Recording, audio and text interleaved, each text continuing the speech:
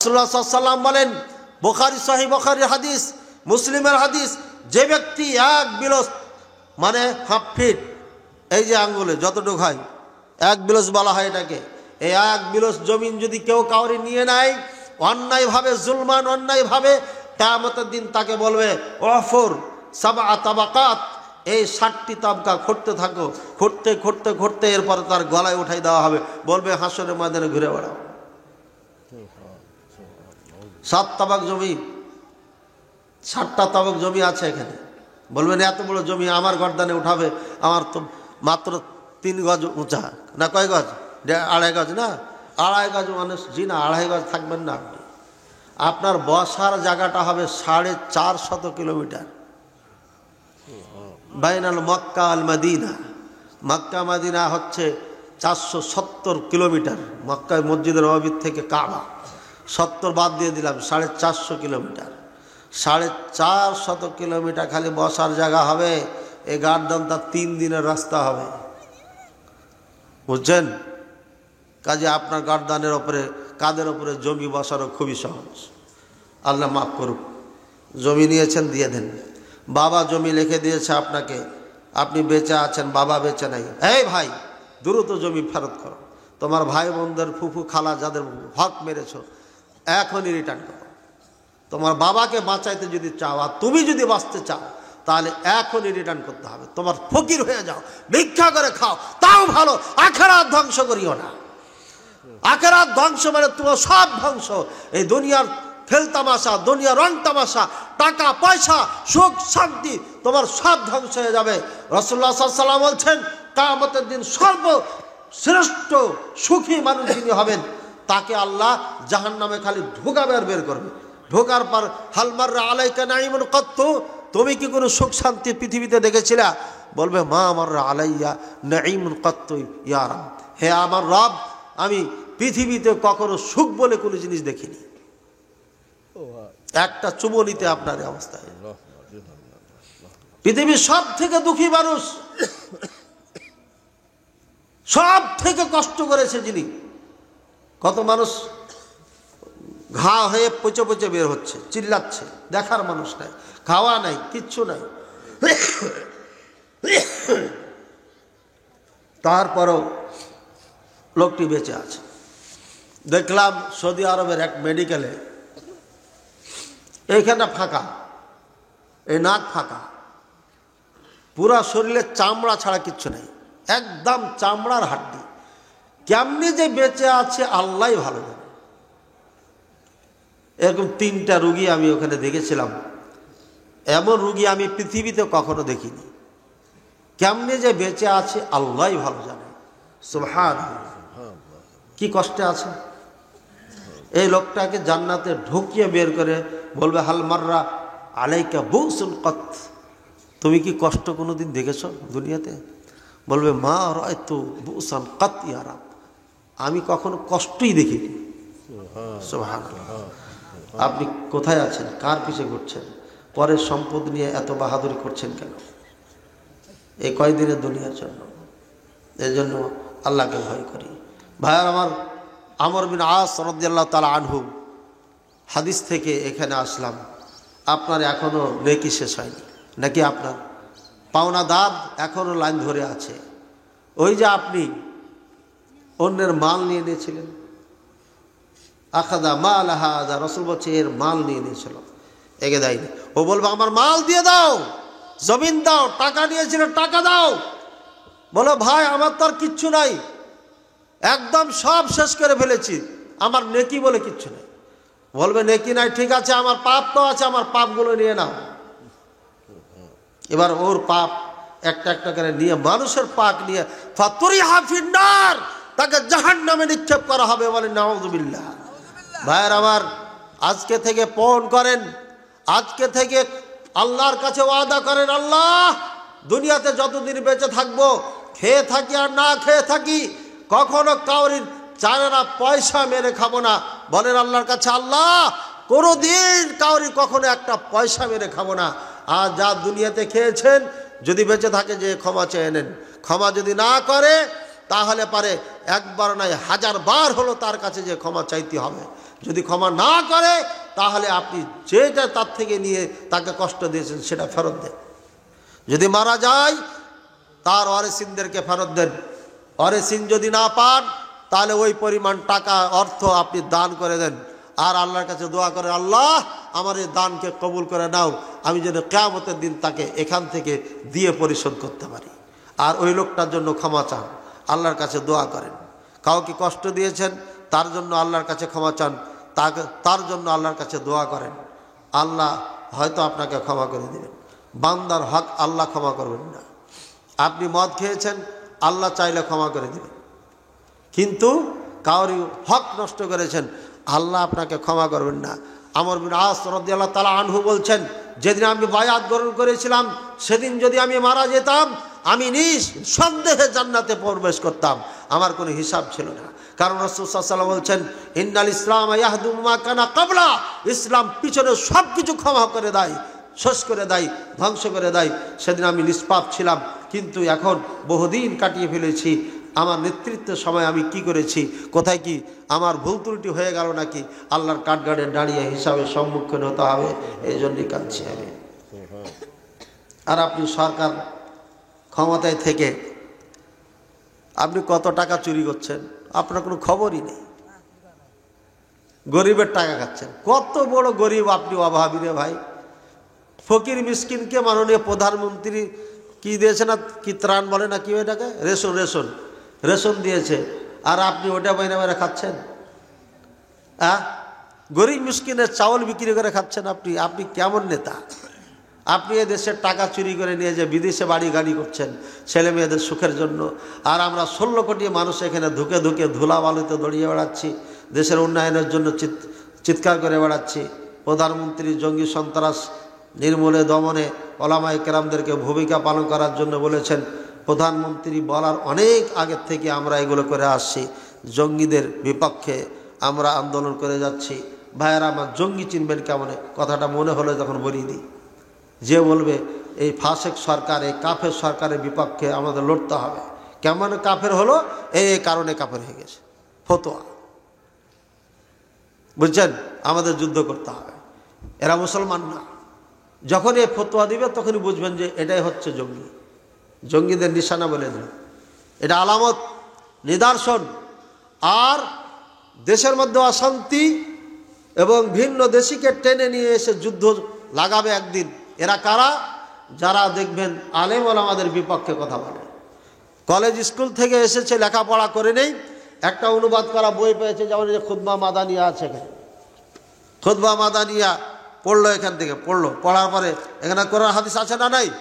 হ্যাঁ, লাকাদ কানা লাকুম ফি রাসূলিল্লাহি উসওয়াতুন হাসানাহ লিমান কানা ইয়ারজুল্লাহা ওয়াল ইয়াউমাল আখির ওয়া যাকারাল্লাহা কাসীরা। কোন রকম কোরআনটা পড়া শেখার পরে অনুবাদ আছে, তোমাদের জন্য রাসূলুল্লাহ সাল্লাল্লাহু আলাইহি ওয়াসাল্লামের মাঝে উত্তম আদর্শ রয়েছে। যে ব্যক্তি আল্লাহর সঙ্গে সাক্ষাতের প্রতি ঈমান এনেছে, বিশ্বাস রাখে, আশা রাখে, কিয়ামতের দিবসের আশা রাখে, ইচ্ছা আছে, বিশ্বাস আছে, ঠিক আছে, ওয়া যাকারাল্লাহ কাসীরা, আর আল্লাহ বেশি বেশি জিকির করে, এই তো মুলবি হয়ে গেল।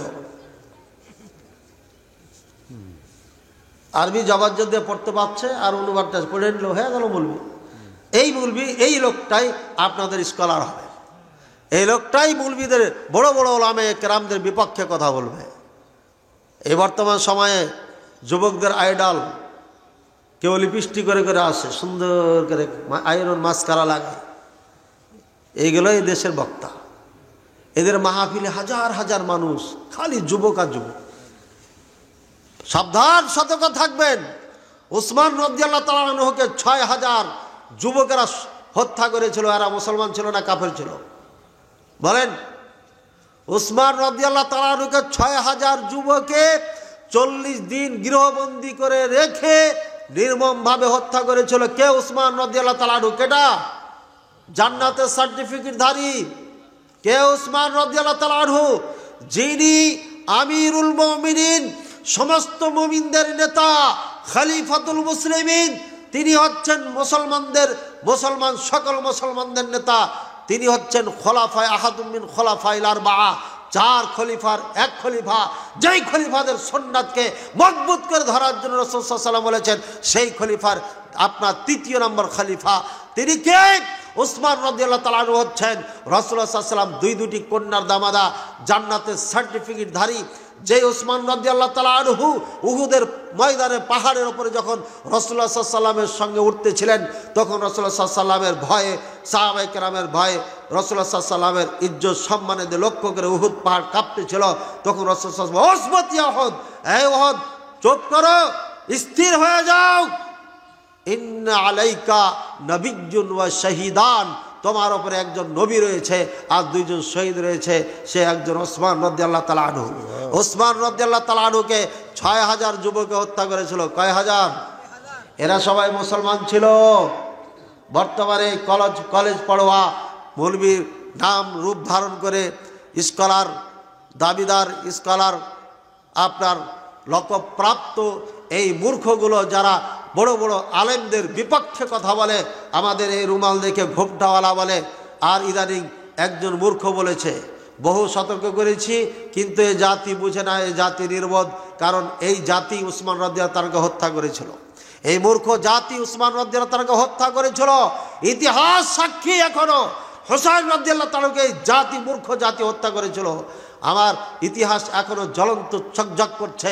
লক্ষ লক্ষ সাহাবায়ে কেরামকে হত্যা করেছিল এই মূর্খ যুবকেরা। এই সমস্ত ভণ্ডদের পাল্লায় পড়ে, আব্দুল্লাহ বিন সাবা ইয়াহুদির পাল্লায় পড়ে যুবকেরা, এই মুসলমান নামধারী যুবকেরা সাহাবায়ে কেরামকে হত্যা করেছিল। আর এই যুবক কলেজ থেকে এসে আজকে আমাদেরকে ঘোমটাওয়ালা হুজুর বলে আমাদেরকে আখ্যায়িত করে, তিরস্কার করে, ঠাট্টা মস্করা করে। আর যুবক তোমরা কেমনে তার বক্তব্য শোনো? জুতা খুলে মারা দরকার। সাথে সাথে সারা জীবন ইসলাম নিয়ে লেখাপড়া করলাম, 25 বছর মাদ্রাসা লেখাপড়া করেছি, পৃথিবীর সবথেকে সেরা ইউনিভার্সিটিতে লেখাপড়া করেছি, এশিয়া মহাদেশের সবথেকে সেরা বিদ্যাপীঠ দেওবন্দ থেকে লেখাপড়া করে মদিনা বিশ্ববিদ্যালয়, পৃথিবীর সেরা ইসলামী বিশ্ববিদ্যালয়, সেখান থেকে সার্টিফিকেট নিয়ে এসে ধর্ম আর গাজা, ফিলিস্তিন আর আরব বিশ্বে কি হচ্ছে আমরা জানি না। এই মূর্খ জাহেল কোথাকার বাংলা পড়ে, ইংলিশ পড়ে কোথার থেকে জানলো? যারা ইতিহাস জন্ম দিয়েছে তাদের ভাষা হচ্ছে আরবি। কিছু জানতে হলে, বুঝতে হলে আরবিতে শিখতে হবে, আরবিতে জানতে হবে। গাজায় কি ঘটছে, ফিলিস্তিনে কি ঘটছে, আমি গোটা রাস্তায় তাদের বক্তব্য শুনেছি। আমার ড্রাইভার, সফর সঙ্গী 2জন সাক্ষী আছে। আমি ওই লাউড স্পিকার দিয়ে গাড়ির সাথে সংযুক্ত করে এই বক্তব্যগুলো শুনেছি, খবর শুনছি। গাজায় আসলে কি ঘটছে, কারা ঘটাচ্ছে, কেন ঘটছে, ইতিহাস সত্য জানলে পারে মদিনা বিশ্ববিদ্যালয় থেকে যারা লেখাপড়া করেছে আর যারা আরবিতে দক্ষতা রাখে তারাই জানে। অজ্ঞ মূর্খ বাংলা পড়া, ইংলিশ পড়া, এদের মাধ্যমে কখনো ইতিহাস সম্ভব নয় জানা। এরা বাংলা অথবা ইংলিশ, বিকৃত লিখিত ইংলিশ পড়ার পরে আপনার এগুলো মানুষকে শোনায়, যার কারণে বিভ্রান্ত ঘটাচ্ছে। আমি যখন হজ করছিলাম, আরাফাতে থেকে রওনা করছি, ঘটনা একটা ঘটেছে আর ইচ্ছাকৃত ঘটাইছিলাম। হাইস গাড়ি একটা দাঁড়িয়ে আছে, ওখানে যারা হাজিদের সেবায় আছেন, সাধারণ আপনার হজ মানে হাজি, এরা গেছে কয়েকজন উঠতে, তো উঠতে দেয় না। এই গাড়িতে 5-6 জন বসে আছে, বড় র্যাঙ্কের, বাংলাদেশের বড় র্যাঙ্কের মানুষ, প্রশাসনিক লোক, খুব ক্ষমতা দাপটের লোক, উঠতে দেয় না। আর গাড়ি নাই, যেতে হলে গাড়িতে যেতে হবে, না হলে হেঁটে যেতে হবে। তো আমাকে এসে বললো, মুখলেস ভাই ওই গাড়িতে তো উঠতে দিচ্ছে না, বড় বড় লোক বসে আছে 4-5 জন। কইছে তাই? তো আমি বললাম আসেন আমার সাথে। আমি উঠাই দিলাম সব, উঠেন উঠেন সব শেষে। আর আগে শুনে নিলাম কোন লোকটা প্রতিবাদ করেছে, উঠতে দেয়নি। তো আমাকে দূর থেকে দেখাচ্ছে, এই যে সিটে বসে আছে, যেটা ওর বরাবর সিটে বসলাম। ঠিক আছে, ও তো রাগে ফুলতেছে। যা হোক কথা উঠলো, কথা উঠার পরে ওকে মোটামুটি সাইজ করলাম, ভালো মতো সাইজ করলাম। বললাম যে আরবি জানেন? যদি জানেন তাহলে আরবিতে আপনার সাথে কথা বলুন। কইছে না জানি। তাহলে ইতিহাসের কচু কিচ্ছু জানেন না, ইতিহাসের কচু কিচ্ছু জানেন না। যে ইতিহাস নিয়ে আপনি কথা বলছেন ঘটেছে কোথায়? এই আরব দেশে ঘটেছে। এই আরব দেশের ইতিহাস বাঙালি লিখবে, ইউরোপ আমেরিকা থেকে লিখবে, না আরব দেশের ওই মানুষগুলো লিখবে? এই স্বাধীনতার ইতিহাস কে আগে লিখবে? সত্যি ইতিহাস জানবে কারা? যারা প্র্যাকটিক্যালে যুদ্ধ করেছে এই ময়দানে এই দেশে ছিল তারা না অন্যরা? হ্যাঁ, এই বাংলাদেশি। বাংলায় লেখার পরে এটা অনুবাদ হবে বিভিন্ন ভাষায়।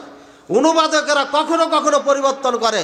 ইন্ডিয়ার ইতিহাস বহু অনেকটাই চেঞ্জ করে ফেলেছে। না ফেলে না। মুসলমানদের যে ভূমিকা ছিল 100 জনের লিস্ট আমার কাছে আছে, যে সৈনিকগুলো প্রথম কাতারের সৈনিক তাদের নাম লিস্টটা এখনো হারানো অবস্থা। সুতরাং ইতিহাস আপনার জানবে, কোরআন সুন্নাহ ভিত্তিক ইতিহাস এগুলো সব আছে। কোরআন সুন্নাহর পরে সাহাবায়ে কেরামের যুগ থেকে নিয়ে যে ইতিহাসগুলো ঘটেছে এগুলো সব আরবিতে লেখা আছে। ফিলিস্তিন গাজ্জার ইতিহাস এখনও আরবিতে লেখা আছে স্বর্ণ অক্ষরে, কোনো পরিবর্তন নাই। সুতরাং সত্য কথা, সত্য দিন জানতে হলে আরবি ওকে জানতে হবে। এই লোকগুলো, ছেলেগুলো কয়েকদিন আগে আমাদের পিছে পিছে ঘুরত, এখন তারা বড় হুজুর হয়ে গেছে। আজগব্বি কথা কইতে পারে। তাই ভাইয়েরা আমার, যা হোক সাবধান থাকবেন। এদের থেকে সাবধান না থাকলে ওসমান রাদিয়াল্লাহু তাআলা আনহুকে যেভাবে আপনার 6,000 মতান্তরে 6,000 যুবকেরা হত্যা করেছিল, এই আপনারাই আমাদেরকে হত্যা করবেন। কারণ আলেমদের প্রতি ঘৃণা জমাচ্ছে এই যুবকেরা। এই যে স্কলারগুলো, এই কলেজ পড়া স্কলারগুলো আলেমদের প্রতি ঘৃণা জমাচ্ছে। এইরা ইতিহাস জানে না, এরা মূর্খ। এই আবু তাহা আদনান এর নামটা এই জন্য নিলাম যেটা আপনাকে জানতে হবে। কিছুদিন আগে সে বলেছে, তোমরা যে আকিদাত তাওহীদ ধারণ করে, যে আকিদাত তাওহীদ গাজা ফিলিস্তিনের মুজাহিদদের বিপক্ষে দাঁড় করিয়েছে, ওই আকিদাত তাওহীদে আমি থুতু মারি। বলে নাউজুবিল্লাহ। কথাটা খুব ভালো করে মনে করা, চিন্তা করে দেখেন। ও আমাকে থুতু মারি নাই, আমাকে থুতু মারলে আফসোস করতাম না। রাসূলুল্লাহ সাল্লাল্লাহু আলাইহি ওয়াসাল্লাম সাইয়্যিদুল মুরসালিন, সমস্ত নবীদের সর্দার, আল্লাহর সব থেকে প্রিয় বান্দা, পৃথিবীর সব থেকে দামি মানুষ, তার চেহারা মোবারক উকবা এই কাফের থুতু মেরেছিল। কিন্তু আবু তাহা আদনান কিসের উপর থুতু মেরেছে? রাসূলুল্লাহ সাল্লাল্লাহু আলাইহি ওয়াসাল্লামের আকীদা, সাহাবায়ে কেরামের তাওহীদ আকীদা, সালফে সালেহিনদের তাওহীদ আকীদা, যে আকীদা পোষণ আমরা করছি, মদিনা বিশ্ববিদ্যালয় থেকে যে আকীদা, যে তাওহীদ শিখে এসে বাংলার ঘরে ঘরে মুসলমানদের কাছে পৌঁছে দিচ্ছে, এই তাওহীদ আকীদাতে থুতু মেরেছে।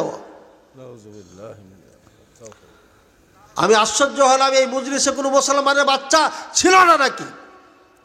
ও যদি বলতো মুখলেস মাদারির মুখে থুতু মারলাম, ও যদি বলতো আবু বকর জাকারিয়ার মুখে থুতু মারলাম, ও যদি বলতো আপনার ডক্টর সাইফুল্লাহ, মঞ্জুর এলাহি, শহীদুল্লাহ খান, আব্দুল্লাহ ফারুক, যতগুলো আছে বড় বড় শাইখ মাশাইখদের নাম ধরে 1000 ব্যক্তির নাম ধরে যদি বলতো থুতু মারলাম, আমার কোনো আপত্তি ছিল না, আফসোস ছিল না।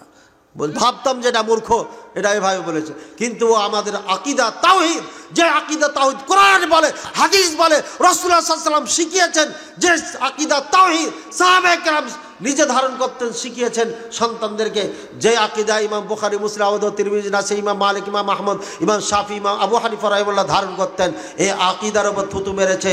সুতরাং একে অতি দ্রুত আইনের আওতায় নিয়ে এসে একে কাঠগড়ায় দাঁড় করানো উচিত। তওবা করবে, আর না হয় একে যেখানে পাবে সেখানে জুতা পিটা করবেন। এই সমস্ত স্কলারের চারায় মূল্য নাই ইসলামে। এরাই ফিতনা করেছে দেশে, এরা আলেমদের প্রতি ঘৃণা জমাচ্ছে। সুযোগ যখন পেয়ে যাবে, এই সরকার জঙ্গি দমনে খুব কঠোর, সুযোগ পাচ্ছে না ট্রেনিং নেওয়ার। সুযোগ পাইলে ট্রেনিং নিয়ে এরা আগে আলেমদেরকে হত্যা করবে, কারণ এরাই হচ্ছে জঙ্গির দাতা, এরাই হচ্ছে জঙ্গিদের লিডার হওয়ার জন্য ট্রেনিং দেওয়া লাগে না। এই সুকৌশলে এদের এই যুবকদের মাথা ধোলাই করে আলেম ওলামাদের বিপক্ষে দাঁড় করিয়ে দিচ্ছে। আর এই আবু তাহা আদনান আগের বক্তব্য দেখবেন সব সময় সরকার বিরোধী কথা বলতো।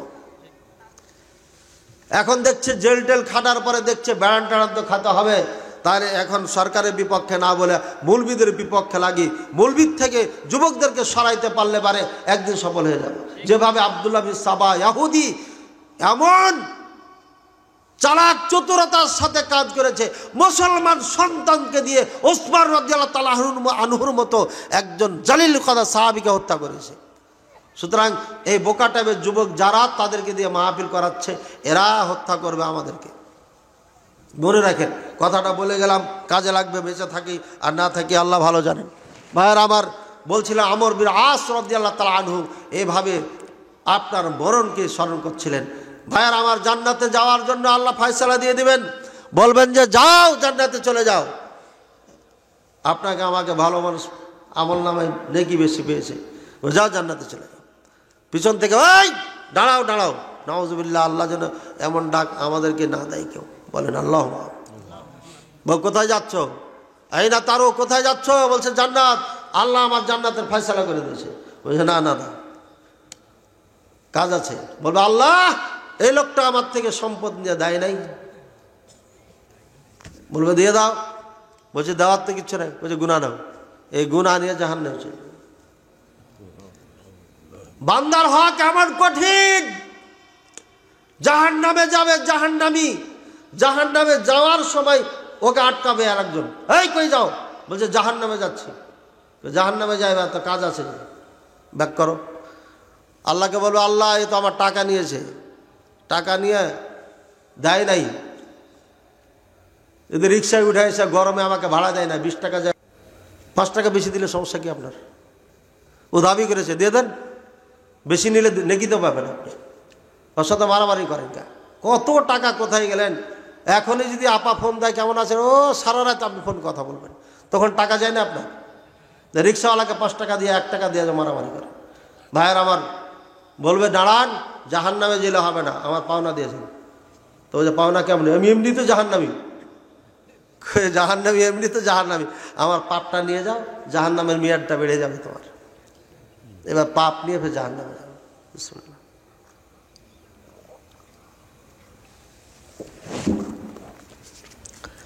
এ দুনিয়া সহজ না রে ভাই, আবার খুবই সহজ। আপনি সবসময় হালাল উপার্জন করবেন আর খাবেন, দেখবেন আপনার কোনো টেনশন নাই, একদম টেনশন ফ্রি। আপনি কাউকে চুরি করবেন না, মিথ্যা কথা বলবেন না, আপনি কাউকে কষ্ট দিবেন না, একদম দেখবেন আপনি একদম মনে করবেন যে হ্যাঁ মরে গেলে জান্নাত, সব ঠিক আছে আপনার। এই জন্য কখনো ভুল করবেন না। ভাইয়ের আবার, যখন কোনো ব্যক্তি মারা যাবে, মারা যাওয়ার সময় ইউদাউ ফি কবরিহি, কবরে রেখে দেওয়া হবে। সুম্মা ইয়াহসু আলাইহি তুরাব, মাটি দেওয়া হবে। আমর বিন আস রাদিয়াল্লাহু তাআলা বলছেন, এ আমার বৎস, আমার সন্তান, ভালো করে শুনে নাও, আমাকে যখন কবরে রেখে দিবা, সুন্নু আলাইয়া তুরাব সান্নান, আমার ওপরে যখন মাটি দিবা ধীরে ধীরে দিও, তাড়াহুড়া করো না, ধীরে ধীরে ধীরে ধীরে দিয়ে দিয়ে সময় পার করিও। কেননা আমি শুনেছি রাসূলুল্লাহ সাল্লাল্লাহু আলাইহি ওয়াসাল্লাম বলেছেন, উদউ লি আখিকুম ফাইন্নাহুল আন ফাইন্নাহু ইসআলুল আন। আল্লাহ রাসূল সাল্লাল্লাহু আলাইহি ওয়াসাল্লাম বলছেন, তোমার ভাইয়ের জন্য তোমরা দোয়া করো, কেননা তাকে এই মুহূর্তে প্রশ্ন করা হবে। আল্লাহু আকবার।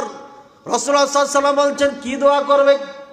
বলছে দোয়া করবে আল্লাহুম্মা সাব্বিতহু, হে আল্লাহ তুমি তাকে অটুট রেখো। আল্লাহুম্মা আরহাম আলাইহি, আল্লাহ তুমি তারে দয়া করো, আগফিরলাহু, তাকে ক্ষমা করে দাও। ওয়া সাব্বিতহু আলা দীনিকা, আল্লাহ তুমি তাকে দ্বীনের উপরে অটুট রাখো। আল্লাহ তুমি তাকে 3টি প্রশ্নের উত্তর দেওয়ার তৌফিক দিয়ে দাও, সুযোগ করে দাও। এই দোয়া করতে হবে। আমর বিন আস রাদিয়াল্লাহু তাআলা বলছেন, আমার বৎস শুনে নাও, ধীরে ধীরে ধীরে মাটি দিবা। আর রাসূলুল্লাহ সাল্লাল্লাহু আলাইহি ওয়াসাল্লাম বলেছেন, অপেক্ষা করবা তোমার ভাইয়ের জন্য একটা উট জবাই করে গোশত বন্টন করা পর্যন্ত। একটা উট জবাই করে গোশত বন্টন করতে কতক্ষণ লাগে একটু আনুমানিক করে বলুন দেখি। নিম্নে কসাইকে দিলে 1 ঘন্টা লাগবে, লাগবে কি লাগবে না? আপনার বাবা মা আত্মীয় স্বজনকে কবরে রেখে কতক্ষণ ছিলেন? ভাড়াটা হুজুরকে নিয়ে বললেন, সভাপতি, সেক্রেটারি, চেয়ারম্যান, মেম্বার সব, হুজুর দোয়া উঠান, হাত উঠান। হুজুরে উঠা গেল, হে আল্লাহ ক্ষমা করে দাও, মাফ করে দাও। আর মনে মনে বলছে, সেদিন ঝাড়ি দিয়েছিলি, এখন কবরে তোর কি হবে রে? মুখে ঠিকই বলছে, কিন্তু অন্তরে তোমার ঝাড়ির কথা মনে আছে। হ্যাঁ হুজুর লাইট কেন জ্বলে? এই হুজুর ধুলা কেন? এই হুজুর টয়লেটে লাইট কেন জ্বলে? এই হুজুর টয়লেট কেন নোংরা? হাফেজে কোরআন কোরআন সুন্নাহর একজন আলেমকে দিয়ে টয়লেট সাফ করাবেন, বাতি বন্ধ করাবেন, বাতি জ্বালাবেন, মসজিদ সাফ করাবেন, আপনার ললি কম না, পিটন খাননি তো মারা গেলে বুঝতে পারবেন। রাসূলুল্লাহ সাল্লাল্লাহু আলাইহি ওয়াসাল্লামের সামনে যে আমর বিন আস চোখে চোখ দিতে পারে না, কারণ এটা হচ্ছে আল্লাহর রাসূল। এর উপরে আল্লাহর পক্ষ থেকে ওহী নাজিল হয়, সরাসরি আল্লাহ পাক রব্বুল আলামিন জিবরাইল আলাইহিস সালামের মাধ্যমে তার উপরে কোরআন নাজিল করেন। এই সিনার মধ্যে পুরা কোরআন আছে। আল্লাহ পাক রব্বুল আলামিন নবীকে নিয়ে চলে গেছেন। রাসূলুল্লাহ সাল্লাল্লাহু আলাইহি ওয়াসাল্লাম বলছেন, ইন্নাল উলামা ওয়ারাসাতুল আম্বিয়া, এ আমার উম্মতরা শুনে নাও, আলেমরা আমার উত্তরসূরি। উত্তরসূরি মানে কি বুঝেছেন আপনি? জমি জমা, টাকা পয়সা না, মানে আমি যে কাজ করছিলাম সেই কাজের দায়িত্ব আলেমেরা গ্রহণ করেছে। যে আলেম আমার দায়িত্ব পালন করবে সেই আলেম আমার উত্তরসূরি। এর সাথে বেয়াদবি করা মানে আমার নবীকে কষ্ট দেওয়া। আমার ছেলেকে আপনি কষ্ট দিবেন, আমি কষ্ট পাবো না, এমন হতে পারে না। আমার বাবাকে আপনি কষ্ট দিবেন, আমি কষ্ট পাবো না, এমন হতে পারে না। ছেলে মেয়েকে কষ্ট দিলে বাবা মা যেমন কষ্ট পায়, আলেম ওলামা অরিজিনাল আলেম ওলামাকে কষ্ট দিলে আমার নবীও কষ্ট পাবে রে ভাই। ভাইয়েরা আমার, আল্লাহ পাক রব্বুল আলামিন আমাদের বুঝার তৌফিক দান করুন। পিতা মাতা যদি মারা যায়, কবরের পাশে দাঁড়িয়ে দাঁড়িয়ে আল্লাহর কাছে দোয়া করেন। আমর বিন আস বলছেন, হে আমার বৎস, তোমরা কমপক্ষে একটা উট তৈরি করা পর্যন্ত অপেক্ষা করবে। ফাআনিসু, আমি তোমাদের এখানে উপস্থিতি অনুভব করে করে একটু সাহস যোগাইতে পারো। বলবে হুজুর তাহলে ব্যাপার কেমন হলো? বাবা মা কি জানতে পারবে? জি জানতে পারবে। আমার নবী বলছেন, ইয়াসমা কারআনি আলিকুম, তোমরা যখন রেখে চলে যাও তখন তোমাদের জুতার শব্দ শুনতে পাই। ছেলে যদি চলে যায়, সবাই যখন চলে যাবে, মা বাবা কি করবে বলেন? বলবে, আল্লাহ রে, যাদের জন্য এত বাড়ি, এত গাড়ি, এত কিছু করলাম, আমার জন্য আধা ঘন্টাও থাকতে পারলো না। ভাইয়েরা আমার, আল্লাহ রাসূল সাল্লাল্লাহু আলাইহি ওয়াসাল্লাম যেই দোয়া শিখিয়েছিলেন, উদউ লিআখিকুম ফাইন্নাহু ইসআলুন আদ, হে আমার সাহাবীরা, তোমার ভাইয়ের জন্য দোয়া করো, এখনই তাকে প্রশ্ন করা হবে। ভাইয়েরা আমার, ওই সময় দোয়া করতে হবে। আল্লাহ রাসূল সাল্লাল্লাহু আলাইহি ওয়াসাল্লাম এই কথাই বলেছেন। এখন কেমনে দোয়া করবেন? যেমনে আমার নবী করেছেন। আমার নবী বসে বসে দোয়া করেছেন, দাঁড়িয়ে দাঁড়িয়ে দোয়া করেছেন। সাহাবায়ে কেরাম একা একা দোয়া করেছেন, নেতৃত্বে নয়, ইমামতিতে নয়। বাবার জন্য আমার যে কান্না আসবে, ইমাম সাহেবের সেই কান্না আসবে না। ভাইয়েরা আমার এলাকায় একটা গ্রাম আছে, ওই গ্রামে আমার অনেক আত্মীয়, দুই ফুফু আছে, দুইটা ভাইরা আছে। আমার মেয়ের বিবাহ ওই গ্রামে দিয়েছি। এত গ্রাম, সুপরিচিত গ্রাম। পাশের গ্রাম নানা বাড়ি, বিরাট বড় বংশ তাদের। এই গ্রামে মোনাজাত দিয়ে মারামারি করে, মরার খাট নিয়ে টানাটানি করে। আমার ফুফু মারা গেলেন, আমি জানাজা পড়ালাম। জানাজার আগে কিছু কথা বললাম। কবরস্থানে যাওয়ার পর হয়তো ভাইদেরকে বললাম, তোমরা মাটি দেওয়া হয়েছে, এখন ঢাকা হয়েছে, ফুফুরে আমি দেখতে পাই না। আমি দোয়া শুরু করলাম, যতক্ষণ আমি দোয়া করব ততক্ষণ তোমরা এখান থেকে যাইবা না। লোকজন পিছনে দাঁড়িয়ে আছে। এই হুজুর তো মোনাজাত করে না, সুতরাং কি করে আজ দেখছি। মোনাজাত করে কি করে না, গন্ডগোল লাগাবো কি লাগাবো না, অনেকে হয়তো ভাবতেছিল। এমন মোনাজাত করেছি, এমন ধরা ধরেছি, আধা ঘন্টা পার মোনাজাত করার পরে দেখি ডানে বামে কোনো মানুষ নাই, ফুয়াতো ভাইয়েরা ছাড়া কেউ নাই কবরস্থানে। বুঝেছেন? মোনাজাত করবেন, আমার কাছে মোনাজাত চাইেন, এমন মোনাজাত দিমু সারা জীবন মনে থাকবে। গাইবান্ধা জুমার বাড়ি কেন্দ্রীয় মসজিদের ইমাম ছিলাম মদিনা যাওয়ার আগে। সুন্দর এক যুবক, তার বাবা আমার সাথে গন্ডগোল করতো, ফাজিল পাস, আর একজন ছিল, দুইজনে গন্ডগোল করতো এই মোনাজাত নিয়ে। তো ওই যুবক এসে বলছে, কোনায় মসজিদে দাঁড়াইছে, দাঁড়িয়ে বলছে, হুজুর দোয়া করেন। সালাম ফেরা পরেই বলছে, হুজুর দোয়া করেন। তবে খালি তাকাইয়া দেখা আয়াতুল কুরসি পাঠ করলাম, আরও একটু দোয়া পাঠ করার পরে এবার হাত উঠেছি, ইয়া আল্লাহ, ওই করার থেকে এক যুবক আমাকে দোয়া করার জন্য বলেছে। কি দোয়া তার দরকার আমি জানি না রে আল্লাহ, তাকে মসজিদে কোনোদিন দেখি নাই, প্রথম দেখলাম। আল্লাহ যদি হেদায়েত দিয়া থাকো ভালো, প্রতিদিন মসজিদে নিয়ে এসো, সাহায্য করে দিব, ঠিক হয়ে যাবে। আর যদি আমাকে ঠকানোর জন্য, লাঞ্ছিত করার জন্য এসে থাকে, ওরে আর মসজিদে আইনো নারী। 15 মিনিট মোনাজাত। মুসাল্লিরা করছে হাট বাজার সব বাদ। ঠিক আছে, রমজান মাস সামনে চলে আসলো, হুজুর দোয়া করবেন না করবেন না, নাহলে হাফিজ টাফিজ রাখবো নাকি? বলে যে রমজান প্রথমটা পড়েন, তারপরে তখন দেখেন। কোন হতে শুরু করলাম বেতরের কোন মুসাল্লিরা সালাম ফেরা পরে বলছে যদি আর আধা মিনিট দোয়া করতেন তাহলে ছেড়ে ছেড়ে পালিয়ে যেতাম। সেদিন দোয়া করেছিল, আল্লাহ আমাকে মদিনায় কবুল করে নাও। সবাই বলছে আমিন। কি মজা, চাইতেছে আমার জন্য, আর আপনারা বললেন আমিন। হয়তো তাদের দোয়া কবুল হয়ে গেছে, তাই না? মৌলবীর সাথে পাল্লা দিয়েন না, ওরাকে বাধ্য করিয়েন না। এমনি সম্মান শ্রদ্ধা করবেন মন থেকে, এমনি দোয়া আসবে, এমনি দোয়া আসবে। কথা বলছেন? সম্মান শ্রদ্ধা করলেই, ভালোবাসা মহব্বত হলেই এমনি দোয়া আসবে। আর জোর করে দোয়া করাবেন, ওই দোয়া কাজেই লাগবে না। ভাইয়ের আমার, প্রত্যেকটি সন্তানকে আলেম বানাইতে হবে। এই জন্য আমি যে মাদ্রাসা দিয়েছি, হাফেজে কোরআন যারা, তাদের জন্য সুবর্ণ সুযোগ। তাদেরকে 6 বছরে পাক্কা সাচ্চা খাঁটি একজন ভালো আলেম বানাবো ইনশাআল্লাহ। আমি 21 সালে মাদ্রাসা শুরু করি, তখন আমি বলেছিলাম 3 বছর পর একটা ছেলে আরবিতে লিখবে, বলবে, পড়বে যে কোনো পৃথিবীর কিতাব। এখন আমি বলছি 2 বছরে যে কোনো কিতাব পড়বে, লিখবে, বলবে ইনশাআল্লাহ। কিছুদিন পরে হয়তো 1 বছর বলবো। আর আমি একটা গ্রামারে বই লিখেছি, মিয়াতু আমিল ও নুবজাতুন আনিন নাহু। এই আরবি, সম্পূর্ণ আরবি টু আরবি, এই বইটা পড়াবো। আর একটা বই আছে পড়াবো, ধরে নিচ্ছি 29 পৃষ্ঠা, এটা বেশি না। তো তারপরও 3 মাস ধরে নিচ্ছি, ঘুরে ঘাড়াই এমন করে করানো হবে। আর একটা হলো নাহু আর সরফ, 2টা জিনিস লাগে আরও আরবি ভাষা শিখতে। এই 2টাকে 6 মাস পড়াবো। 6 মাসের পরে প্রতিটি সন্তান, যারাকে এটা পড়াবো, প্রত্যেকেই এই নাড়া আরবি পড়তে পারবে, যে কোনো আরবি ইনশাআল্লাহ, ইনশাআল্লাহ। এবং আরবিতে কথা বলবো।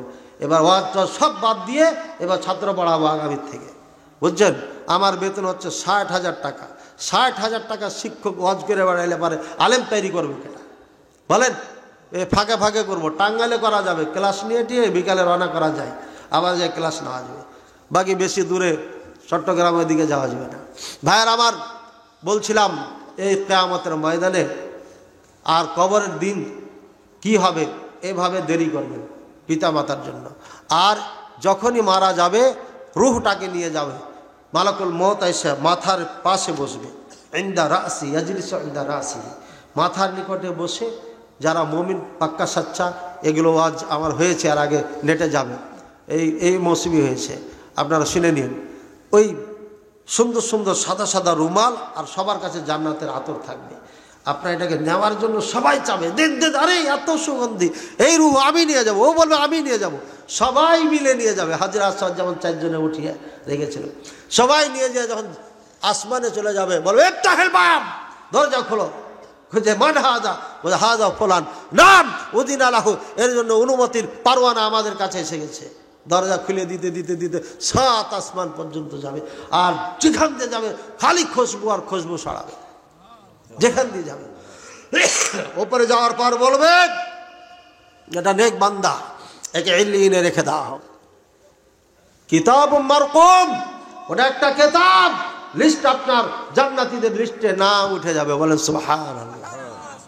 ভাইরা আবার যখন যাবে 10 দিন 20 দিন আগে, 1 বছর 5 বছর আগে, আপনার একজন দিনী ভাই, মুসলমান ভাই ছিল, ও জিজ্ঞাসা করবে, আরে আমার সন্তান মাযাইয়া আমাল, আমার সন্তান এখন কি করে, খবরটা দিয়ে দাও। হাদিসের ইবারত বলছি, আমার চাচা কি করে, আমার স্ত্রী কি করে, আমার মা কি করে, আমার বাপ কি করে, অমুক কি করে, আমার নেতা কি করে, আমার ইমাম কি করে, সবার ব্যাপারে খবর দাও।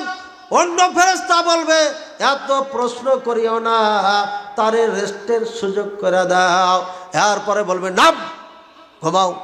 বলবে আমি উবাশশিরু কওমি, আমাকে যেতে দেন, আমি আমার জাতিকে সংবাদ দিয়ে আসি আমি জান্নাতি হয়েছি। বলবে নাম, ঘুমাও নাওমাতাল আরুস, বাসর ঘরে স্ত্রী পাইয়া শান্তিতে যেমন ঘুমাই তেমন ঘুমাইয়া যাও। যতক্ষণ পর্যন্ত তোমাকে ডাকা না হবে ততক্ষণ পর্যন্ত তোমার আর উঠতে হবে না। বলে সুবহানাল্লাহ। আল্লাহুম্মা জাআলনা মিন আসহাবিন নাঈম। আল্লাহ আমাদের জান্নাতবাসী করুন। আল্লাহুম্মা। আল্লাহ তুমি সবাইকে কবুল করে নাও। আল্লাহ আল্লাহ এই মাহফিলে যারা অংশগ্রহণ করেছেন, টাকা দিয়ে, পয়সা দিয়ে, শ্রম দিয়ে, শ্রবণ করে, যে যেভাবে গ্রহণ করেছে আল্লাহ সবাইকে কবুল করে নাও। আল্লাহ আল্লাহুম্মা আমিন। আল্লাহ সবাইকে তুমি জান্নাতবাসী বানিয়ে দাও। আল্লাহ আল্লাহ প্রত্যেককে কবুল করে নাও, মঞ্জুর করে নাও। আল্লাহ আল্লাহ আমাদের মাঝে যারা অসুস্থ আছে সুস্থতা দান করুন, যারা ঋণগ্রস্ত আছে ঋণ মুক্ত করে দাও। আল্লাহ মাশাআল্লাহ প্রশ্ন আছে, আপনারা প্রশ্ন করতে পারবেন, মৌখিক প্রশ্নও করতে পারবেন যদি লিখতে না পারেন, আর লিখতে পারলে সব থেকে বেশি ভালো। বিসমিল্লাহ।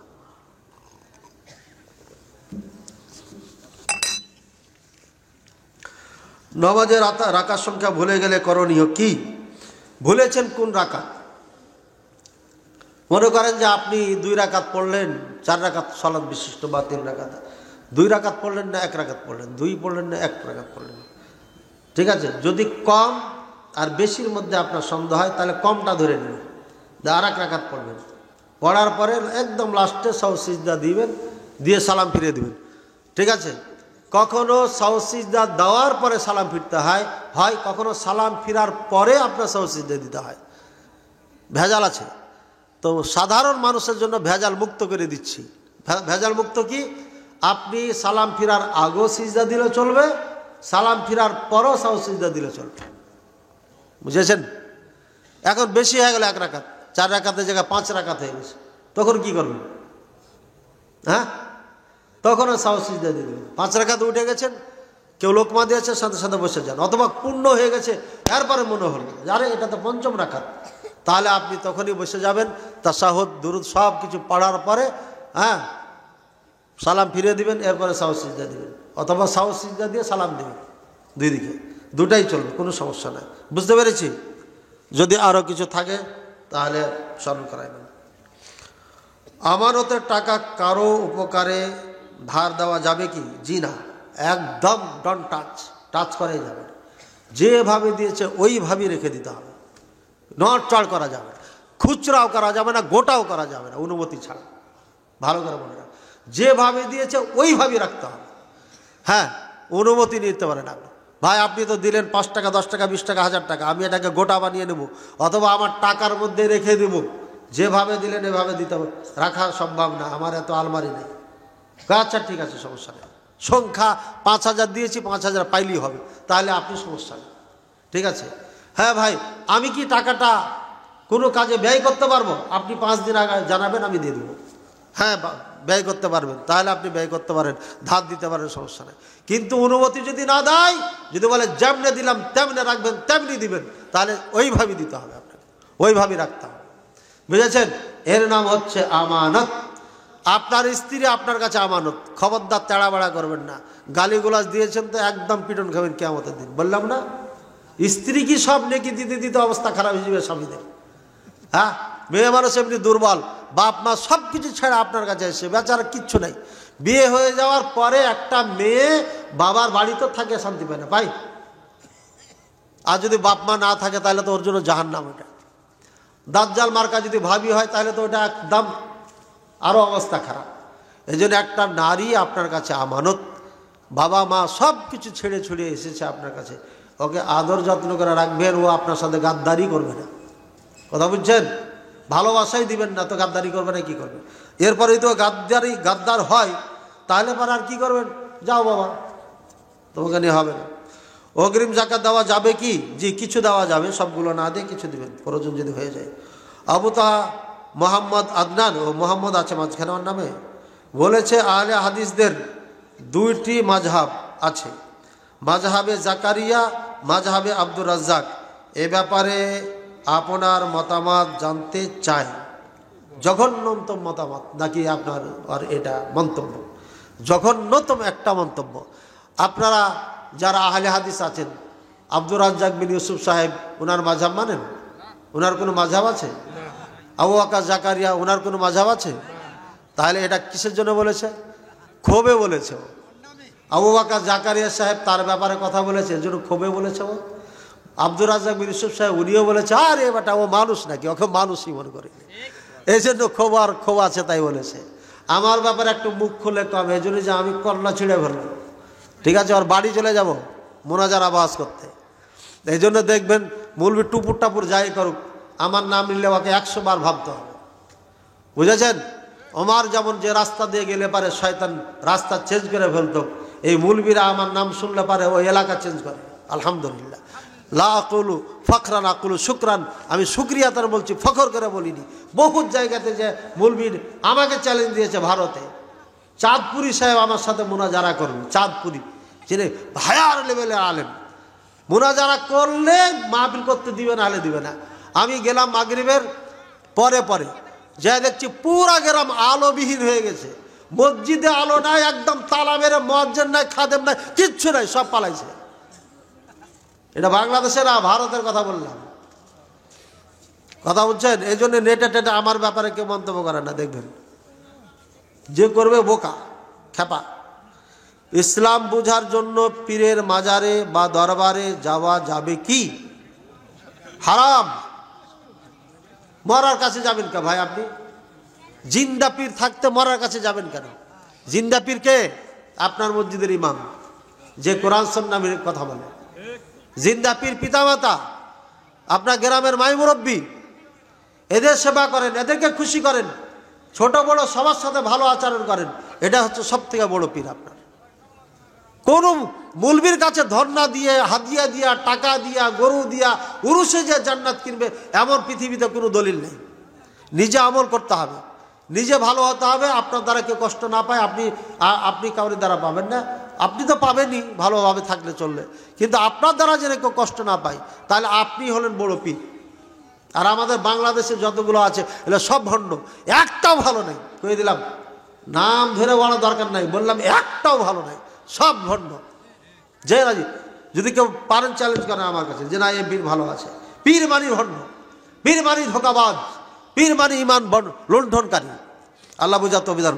পাকা চুল বা দাড়ি তুলে ফেলা যাবে কি না? হারাম, একদম হারাম, জায়েজ নাই, তোলাই যাবে না, এবং খুব জঘন্য, খুব মারাত্মক পাপ আছে। অবৈধ প্রবাসীর আয় কি বৈধ হবে? তেনমোহর না দিয়ে বাকিতে বিয়ে করে তাদের বিয়ে কি বৈধ? অবৈধভাবে বিদেশে থাকে, মানে ওই দেশের পারমিশন নেই, পাসপোর্ট ভিসা করে যাওয়ার পরে পাসপোর্ট ভিসা ফেলে দেওয়া, চুরি করে কাজ করে বেড়ায়। 1 নম্বরে এরা অশান্তিতে আছে, চরম অশান্তিতে আছে। এরপরে কোনো কারণবশত যদি এমন হয়ে যায়, হ্যাঁ, তাহলে পারে তার আয় কোনো সমস্যা নেই। কারণবশত হয়ে গেছে তাহলে কোনো সমস্যা নাই, তার আয় হালাল, একদম 100 হালাল, যদি হালাল উপার্জন করে। আর যদি ইচ্ছাকৃত করে তাহলে পারে রাষ্ট্রের আইন অমান্য করার কারণে তার পাপ হবে। এজন্য আল্লাহর কাছে ক্ষমা চেতে হবে, পারলে সরকারের কাছে ক্ষমা চাবে। দেনমোহর না দিয়ে বাকিতে বিয়ে করলে বিয়ে বৈধ কিনা? বৈধ। বাকিতে মোহর দিয়ে বিয়ে করা যায়, কোনো সমস্যা নেই। এখন কথা হলো যে মোহর বাঁধলই না, বাধাই হয়নি। কেউ বলেছে, হ্যাঁ, কেউ বলেছে যে আমার মেয়ে তোমার সাথে বিয়ে দিলাম, প্রাপ্ত উপযুক্ত একটা বয়সের ছেলেকে বলেছে, তখন সে বলল আমি কবুল করলাম, 2 জন সাক্ষী আছে, তাহলে হয়ে গেল। একটা কথা মনে রাখবেন, মোহরটা অত্যন্ত গুরুত্বপূর্ণ, ওয়াজিব, এটা দিতে হবে, কিন্তু এটা আরকানও না, শর্ত না। বিবাহ করার জন্য রুকুনও না, আবার কিনা শর্ত না। রুকুন যেটা ঠিক থাকবে, শর্ত ঠিক হবে, বিয়ে হয়ে যাবে। এখন মোহর ধার্য করা হয় নাই, তাহলে পারে মোহর কিভাবে দিবে? যদি তার স্ত্রী থাকে একাধিক, তাহলে ওই স্ত্রীদের যে মোহর আছে এই মোহর ধার্য হবে, অথবা ফুফুর যে মোহর আছে, ফুফুর খালার মোহর, সেটা সে দিবে, ফুফুরটাই গ্রহণযোগ্যতা পাবে বেশি। সুতরাং মোহর না হলে মোহরে আপনার অন্যরে মিছিল দিবে, একে বলা হয় মোহরে মিছিল, অর্থাৎ ফুফুর বা বোন, এদের যে মোহর আছে মোটা, অথবা যেই যাকে বিয়ে করেছে তার বোন, যে কোনো একটা ধরে নিতে পারবে। নামাজে চুলকালে বা মশা কামড়াইলে কি করতে হবে? চুলকান এমনি আসে, শয়তানে আবার একটু একটু করে কখনো কখনো পিন করে, কাজে ওইটার দিকে খেয়াল দিবেন না, একদম কবরে চলে যাবেন, হাসর ময়দানে আল্লাহকে সামনে হাজির নাজির যেরকম সালা শুরু করবেন। এরপরেও যদি দেখা যায় থামা যাচ্ছে না, অন্য মানুষকে হয়ে যাচ্ছে, তখন হালকা করে একটু দিয়ে দেবেন, চুলকে নেবেন। মশা যদি হয় এবার ঠিক আছে, সহ্য করতে পারলে ভালো, সহ্য করতে না পারলে খুব সতর্কতার সাথে ওকে তাড়াই দিতে হবে। আমালু কাসির, অধিক যদি নড়াচড়া করেন, অধিক যদি আপনার এই চুলকাচুলকি করেন যে অন্য একজন দেখে মনে করছে ও নামাজ পড়ছে কি না সন্দেহ হয়ে পড়ে, তাহলে আপনার নামাজ ভঙ্গ হয়ে যাবে। এজন্য আমলে কাসির করা যাবে না, খুব শর্টে এই কাজগুলা সারতে পারবে। আল্লাহ তাআলা বুঝাতে হবে। এই শীতে ফরজ গোসলের পরিবর্তে তায়াম্মুম করে সালাত আদায় করা জায়েজ হবে কি? যদি আপনি মনে করেন যে হ্যাঁ গোসল করলে আমি অসুস্থ হয়ে যাব, গোসল করলে আমি সমস্যা পড়ে যাব, তখন তায়াম্মুম করে সালাত আদায় করবেন। জন্মদিনের কেক বিক্রয় করা কি জায়েজ? কেক বিক্রয় করা জায়েজ, কেকের সাথে জন্মদিনের কোনো সম্পর্ক নেই। আমি যখন কেক ক্রয় করতে যাই তখন বার্থডে কেক আছে, ওর নামই বার্থডে কেক হয়ে গেছে। ওটা তো ডিজাইন করে তৈরি করে খাওয়ার জন্য, বার্থডে পালন করার জন্য তো না, নাকি?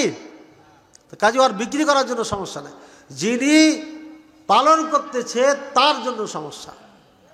কথা বুঝেছেন? মোবাইল সমস্যা না, সমস্যা ব্যবহারকারী। মাইক সমস্যা না, সমস্যা ব্যবহারকারী। কাজে কেক তৈরিতে কোনো সমস্যা নাই। আমদানিকৃত ফ্রিজের মাংস কি হালাল?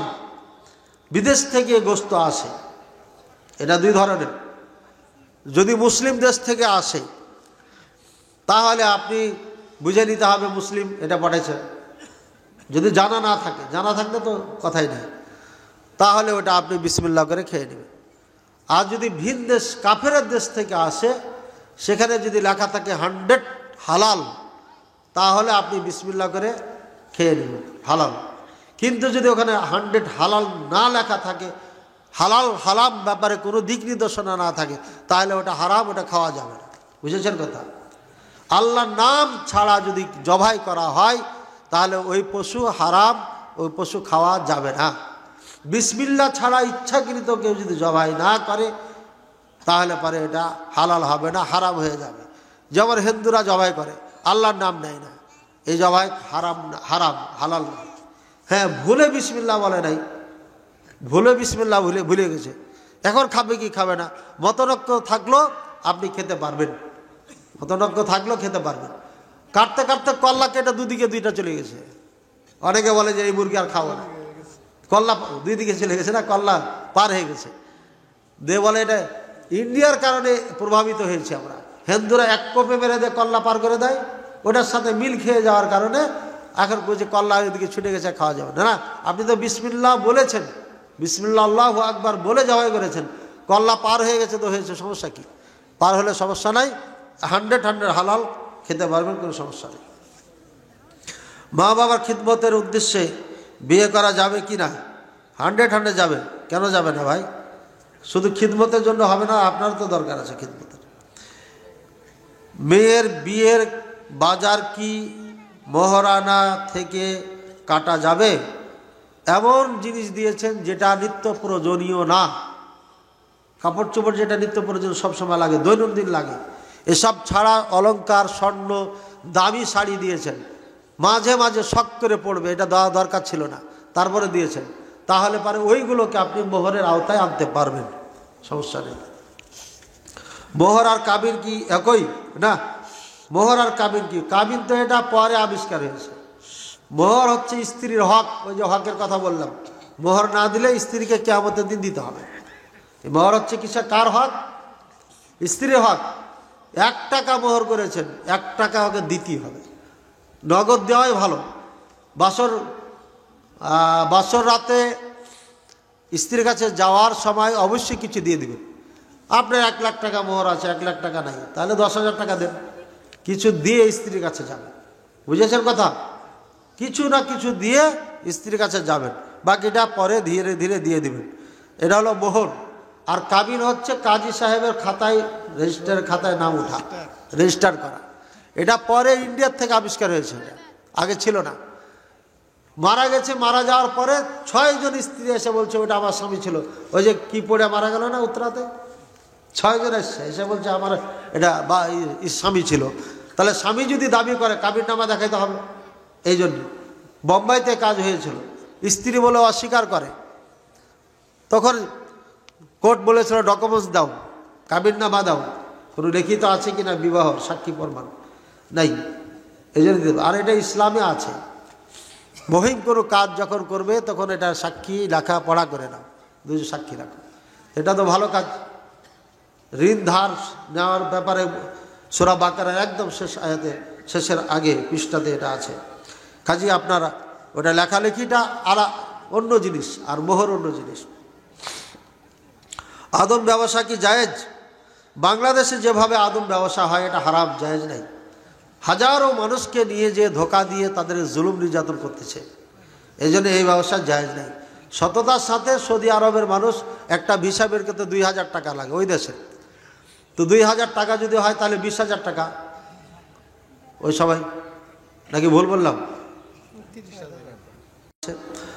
এরকম একটা অফার ইটালির থেকে আমাকে এসেছে, শাইখ আমরা এখানে 17-18 লক্ষ টাকা এক একজন দেয়, তবে আপনি যদি আমার এই কাজটা করেন, দিনী ভাই ভালো যারা তাদেরকে পাঠান, হ্যাঁ অল্প পয়সায় 5, 6, 4 এর মধ্যে এটা পাঠাতে পারবেন। আপনি যদি বেশি নেন তো নেবেন, সমস্যা নেই। আমি বললাম পারবো না। অল্প বয়সে বিয়ে করার ফজিলত কি? অল্প বয়স মানে কি বোঝাচ্ছেন? 12-13 বিয়ে? অল্প বয়সে বিয়ে করার অধিকার নাই। এই যে তো বয়সই হয়নি, ওর ছেলের কথা বলছে, এটা ছেলে হোক মেয়ে হোক অল্প বয়সে নয়। বালেগ হওয়ার আগে বাপ মা বিয়ে দিতে পারে, বাবাই বিয়ে দিতে পারে। হ্যাঁ, বালেগ যদি হয়ে যায় ছেলে, তখন সে নিজে বিয়ে করতে পারবে, তখন আর বাবার দরকার নেই। মেয়েদের ক্ষেত্রে একদম জন্ম থেকে মরণ পর্যন্ত ওলি ছাড়া বিবাহ হবে না। লা নিকাহা ইল্লা বিওয়ালিয়িন, মেয়ের জন্য অবশ্যই লাগবে। অল্প বয়স বলতে যদি আপনি বুঝান বালেগ হয়েছি কেবল 16, 17, 18 বছর বয়স, উপকার কি?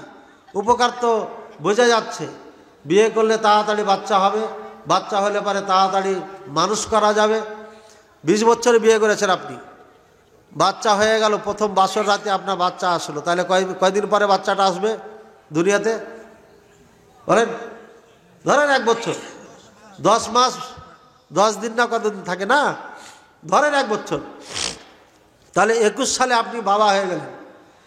এই ছেলেটা পড়তে লেখাপড়া করতে করতে কখন শেষ করবে লেখাপড়া? 27 বছর। 27 বছর, তাহলে 27 বছর তখন আপনার বয়স কত হবে? হিসাব করেন। 47, 48, 50, 50 বছর বয়স। 50 বছর বয়স যখন আপনার হবে, তখন আপনার সন্তানটা কামাই করা শুরু করবে। আর আপনি যদি 50 বছর বয়সে যে বাচ্চা নেন, তাহলে আর কামাই করে খাইতে হবে না, কথাও শুনবে না। এখন আব্দুর রহিম এভাবে ডাক দিবে। এখনকার ডাক কেমন? এই একটা চোখ দেখাচ্ছেন তো অবস্থা খারাপ, ঠিক আছে। আর যখন আপনি বুড়া হয়ে যান, ওটা আব্দুর রহিম চলে না, তো গরম দিলে তো হবে না, বুঝছেন তো? এই ছেলে আপনার মানুষও হবে না। এই জন্য সঠিক সময়ে 20 থেকে 22, 22 থেকে 25 এর মধ্যে বিয়ে করতে হবে ছেলেদের। 25 পার করা যাবে না, 25 পার করলে সমস্যা আছে। আর মেয়েদের জন্য যত তাড়াতাড়ি দিবেন তত ভালো। সরকারের এই আইন মানি না, 18 বছর আগে বিয়ে দেওয়া যাবে না। আমার মেয়ের বিয়ে দিয়েছি, কত বছর বয়স? কেবল 17 চলছে, ধুমধাম করে গেট টেট বানিয়ে বিয়ে দিয়েছি, পুলিশ টুলিশ কিচ্ছু আসে না। আজব কারবার। সবার বেলা পুলিশ চলে আসে, কই পুলিশ আসলো? কেবল 17 বছর চলছে, বিয়ে দিয়ে দিয়েছি। ভাই, সরকার বাধা দেয় না, কিন্তু আপনি বাধা কাজ করলে বাধা দিবেন। এটা আইন বানিয়ে রেখেছে। এর মধ্যে কিছু আপনার ব্যতিক্রম ঘটনা ঘটে থাকে, ছেলের মেয়ের দিকে না দেখে বাচ্চা সন্তান নেয়, এরপরে সমস্যা হয়ে যায়, লেখাপড়ায় ব্যাঘাত ঘটে যায়, ইত্যাদি ইত্যাদির কারণে এটা করা হয়েছে। কিন্তু বিয়ে না দেওয়ার কারণে বোটানিক্যাল গার্ড তো আছি, রমনা পার্কটা সব নাপাক হয়ে গেল, সব নাপাক হয়ে গেছে। এগুলো তো নামাজই পড়া যাবে না। বোটানিক্যাল গার্ডে যাওয়ার নামাজ পড়তে পারবেন না, সব নাপাক, জমিনকে সব নাপাক করে দিয়েছে, বুঝলেন। রমনা পার্কে যেয়ে দেখেন একটা জায়গা নাই বাংলাদেশে আপনি ফ্যামিলি নিয়ে সন্তান নিয়ে ওখানে ঘুরবেন, একটু বিনোদনের জন্য যাবেন, সব দেখবেন 18 বছর আগের থেকে শুরু করেছে। তো এগুলো পারে, আবার বিয়ে করে পারে না কেন? হ্যাঁ, ওই জন্য বললাম। আচ্ছা, ঋণ করে কোরবানি দিলে কোরবানি আদায় হবে কি? জি হবে, সমস্যা নেই। বিয়ের ক্ষেত্রে পাত্র অনুসন্ধান করতে আসলে মেয়ের দোষ বলে দিলে গীবত হবে কি? হ্যাঁ, যদি আপনাকে জিজ্ঞাসা করে তাহলে আপনাকে সত্যটা বলতে হবে, সত্য যেটা ওটা বলবেন। সত্যটা যদি বলেন আপনি, তাহলে আপনার ইনশাল্লাহ দোষ হবে না। আর যদি আপনি হিংসা করে বিবাহ নষ্ট করার জন্য বলে থাকেন, তাহলে অবশ্যই দোষ, এতে কোনো সন্দেহ নেই। আপনাকে দেখতে হবে মানুষ ভুল ত্রুটি উঠবে না, ভুলটা কেমন, দোষটা কেমন, ত্রুটিটা কেমন। যদি ত্রুটি এমন জঘন্যতম হয়ে যায় যেটা বর পক্ষ মেনে নিতে পারবে না, তাহলে বলতে হবে। আর সাধারণ কিছু থাকলে ওইটা না বলাই ভালো। বুকের ওপর হাত বাঁধার সহি কোনো দলিল আছে কি? জি, বুখারীতে আছে। আমি এর আগে মাহফিলে বলেছি, বহু মাহফিলে বলা হয়েছে। মুখলিস বিন আরশাদ মাদানী লেখে নেটে সার্চ দিবেন, ইউটিউবে পাবেন ইনশাআল্লাহ। শায়েখ আহমদুল্লাহ হর আলোচনা শোনা যাবে কি? এটা আমি আলোচনা করেছি, এই যে গত কয়েকদিন আগে কথা, এটা 18 তারিখের মাহফিলে বলেছি। হ্যাঁ, ওনাকে নিয়ে একটা মন্তব্য করেছিলাম। উনি সহিহ আকীদার আহলে হাদিসদের ক্ষতি ছাড়া উপকার করে নাই। আজকে খালি এতটুকু বলি, ডক্টর খন্দকার আবদুল্লাহ জাহাঙ্গীর রহিমউল্লাহ চিনেন আপনি? চিনেন আপনারা? মারা গেছেন যে। ওনার একটা বিশাল মাদ্রাসা আছে, একজন দাতাতে মাদ্রাসা বানিয়ে দিয়েছেন, একজন দাতা। তো সেই মাদ্রাসাটাকে ইনি এই আহমদুল্লাহ সাহেব ওস্তাদ পরিচয় দিয়ে, ওনার ইয়ার ট্রাস্টের নাম ছিল কি? আসন্না ট্রাস্ট। সুকৌশল করে আসন্না ফাউন্ডেশন নাম দিয়েছে। আমরা প্রথম মনে করতাম ওটাই মনে হয় হাইল ধরল সে।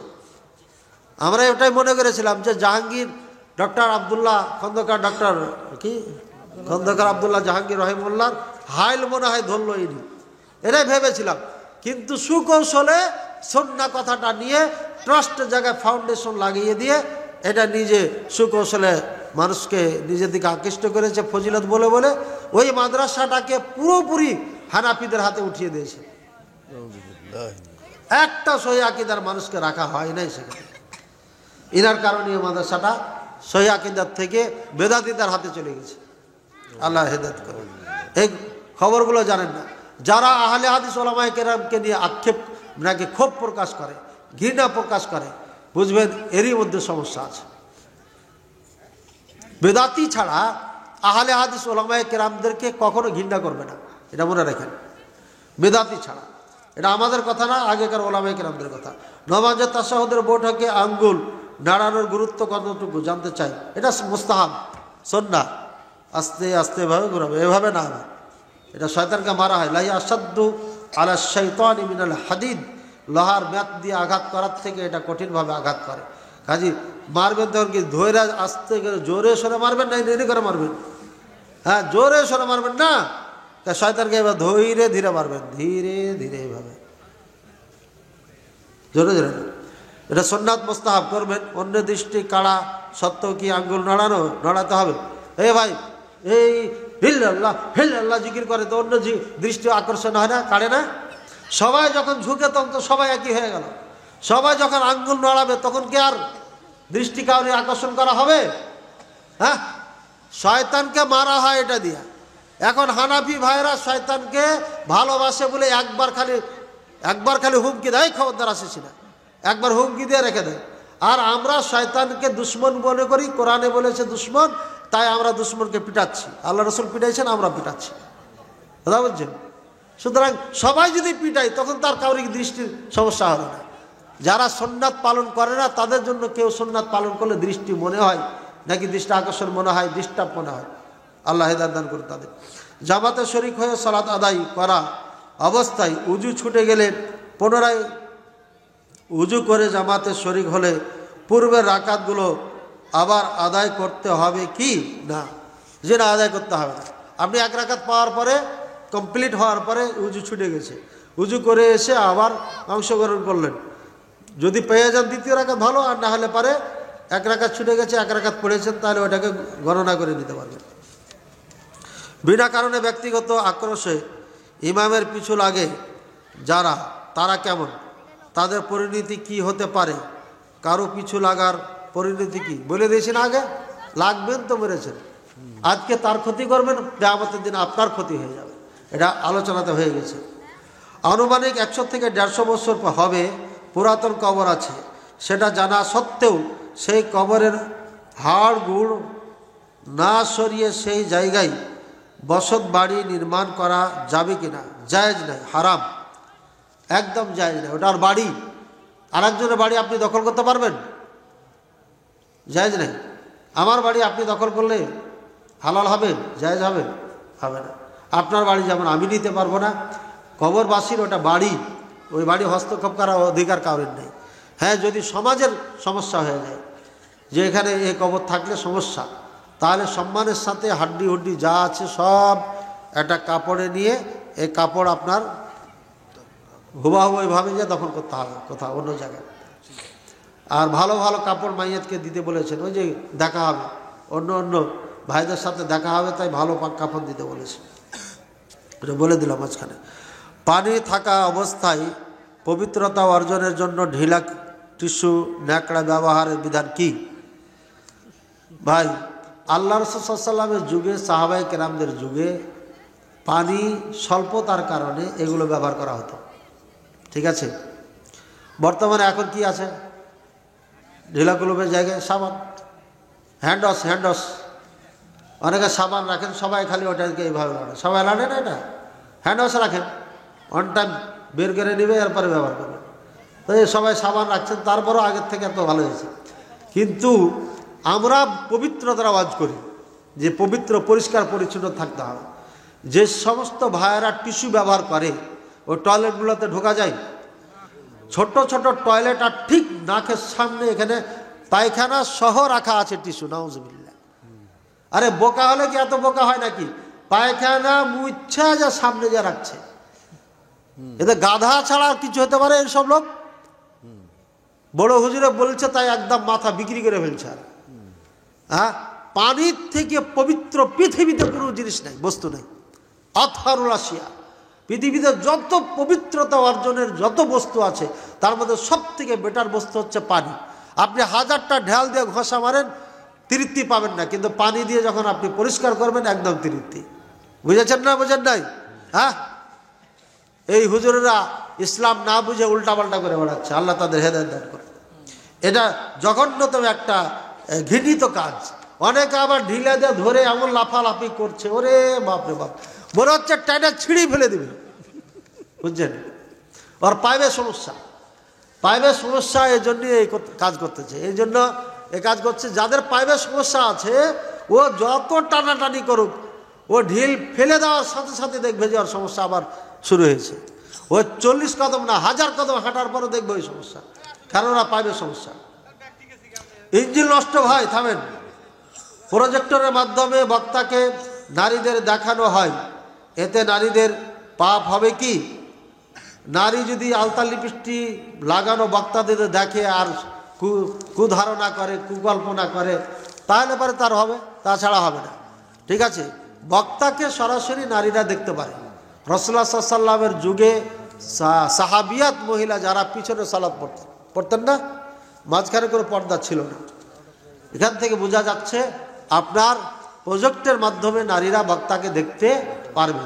কাউরি সমস্যা থাকলে দেখবে না, অনেকের সমস্যা থাকতে পারে, দেখবে না। আবার একজন নারী বলছে, গত্তু ইস্তা ইমামিকুম, তোমাদের ইমামের এটাকে চুতার বলে না, বলছে এটা ঢাকো, তোমাদের ইমামের পিছনটা ঢাকো, মানে ছোট্ট কাপড়, ছোট্ট বাচ্চা ইমামতি করছে, তো মহিলা দেখতে পাচ্ছে কাপড়টা উঠে যাচ্ছে, খুলে যাচ্ছে। তখন সাহাবায়ে কেরাম সবাই মিলে ওনাকে কাপড় কড়াই করে দিলেন। 7 বছরের বাচ্চাকে ইমামতির দায়িত্ব দিয়েছিলেন রাসূলুল্লাহ সাল্লাল্লাহু আলাইহি ওয়াসাল্লাম।